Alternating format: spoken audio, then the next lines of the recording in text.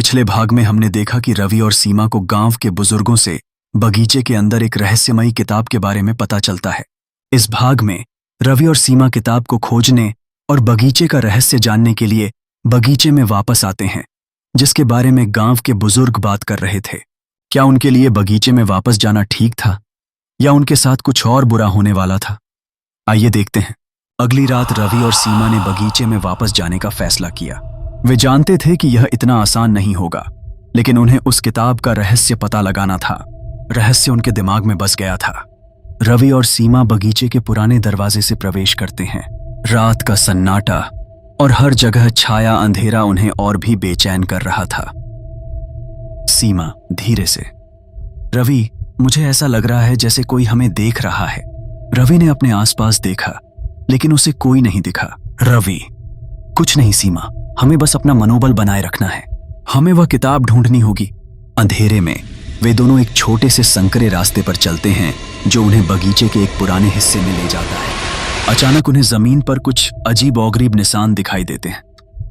बगीचे के उस कोने में पहुंचकर रवि और सीमा को कुछ पुराने और अजीब-ओ-गरीब निशान दिखाई देते हैं।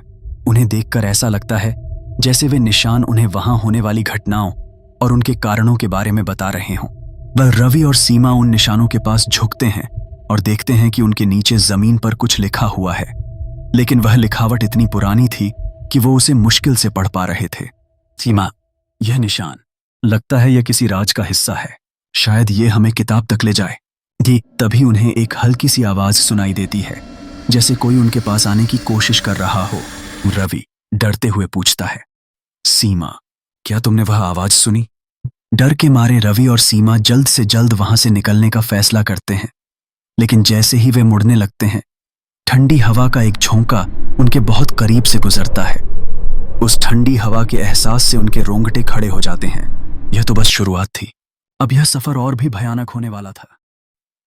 जैसे ही वे भागने की कोशिश करते हैं, उनके सामने से एक साया निकलता है।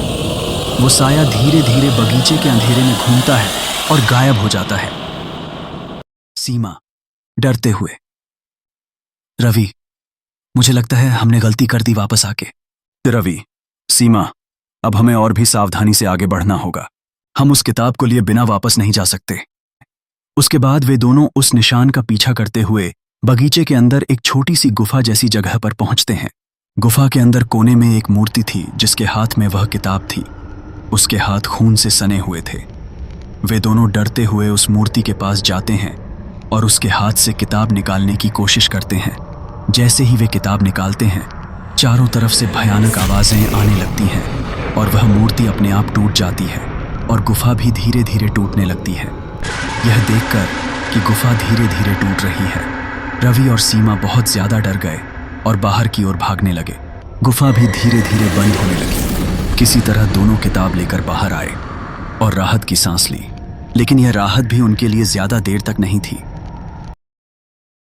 उस बगीचे की गहराइयों में रवि और सीमा को वह किताब तो मिल गई, लेकिन क्या यह किताब उन्हें वे जवाब दे पाएगी जिसका वे इंतजार कर रहे हैं, या यह उनकी जिंदगी में और भी भयानक मोड़ ले आएगी?